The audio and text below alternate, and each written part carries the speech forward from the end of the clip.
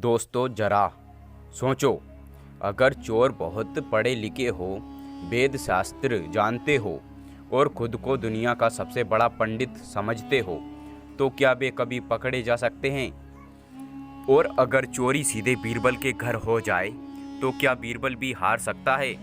आज की कहानी है तीन पंडितों ने कैसे की बीरबल के घर चोरी। बीरबल भी हैरान हो गया। दिल्ली के दरबार में उस दिन बड़ी शांति थी।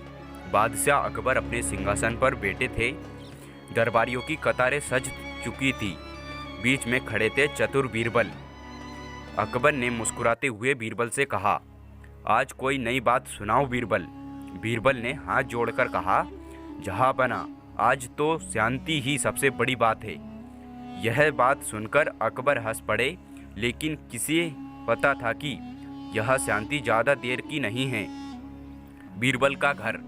दरबार खत्म होते ही बीरबल अपने घर लौटे। उनका घर साधारण था।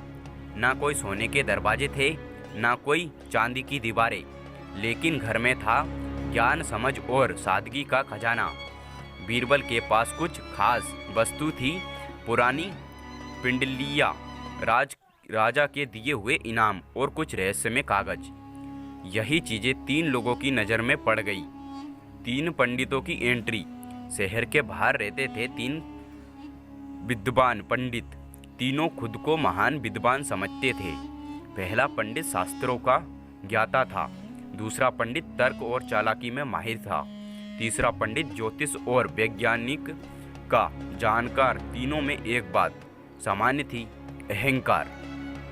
वे कहते थे, बीरबल तो बस राजा का चहेता है, असली बुद्धिमान हम हैं। यही अहंकार उन्हें अंधा बना रहा था। चोरी की योजना। तीनों पंडित एक रात मिले। तय किया कि हल्की रोशनी में साजिश रची गई। दोस्तों, पहले पंडित ने कहा, हम साधु बनकर जाएंगे, कोई शक नहीं करेगा। दूसरे ने कहा, बीरबल को शब्दों में उलझा देंगे। और तीसरे पंडित ने शांत होकर कहा, उनके मन की कमजोरी पहचान लेंगे। तीनों पंडित हंस रहे थे। उन्हें लगा था कि अब जीत पक्की है। अंधेरी रात थी। बीरबल ध्यान में बैठे थे। दरवाजे पर दस्तक हुई। तीन साधु शिक्षा मांगने आए हैं। बीरबल ने आदर से उन्हें अंदर बुलाया, उन्हें भोजन कराया और शांति से उन्हें सोने दिया। तीनों ने शास्त्रों की बातें की थी। बीरबल शांत होकर सुन रहे थे, लेकिन बीरबल सब समझ रहे थे। उनकी आंखें बोल रही थी, चोरी। रात गहरी हुई। बीरबल सोने चले गए। तीनों पंडित धीरे धीरे उठे। घर की कीमती चीजें समेटने लगे। पांडुलिपियां, संपूर्ण मुद्राएं, कागज सब थैली में डाल दिया। उन्हें लगा इतनी आसानी से काम बन गया, लेकिन वे यह भूल चुके थे कि वे बीरबल के घर में थे। बीरबल की मुस्कान। सुबह बीरबल उठे। घर बिल्कुल साफ था। उन्हें जरा भी शोर नहीं किया, ना ही बीरबल ने किसी को बताया। सीधे दरबार पहुंचे। अकबर को सब कुछ बता दिया।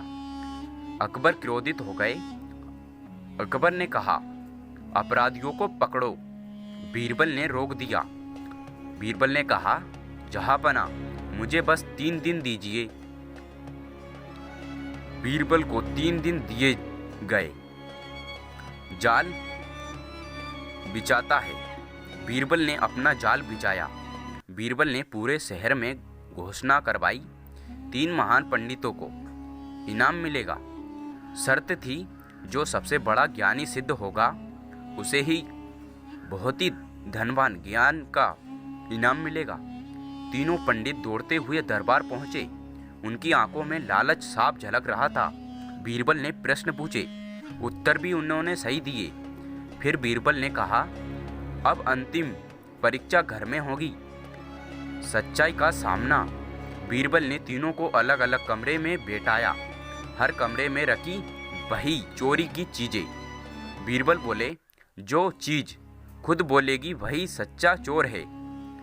तीनों घबरा गए। उनका पसीना बहने लगा। तीसरा पंडित डर से टूट गया।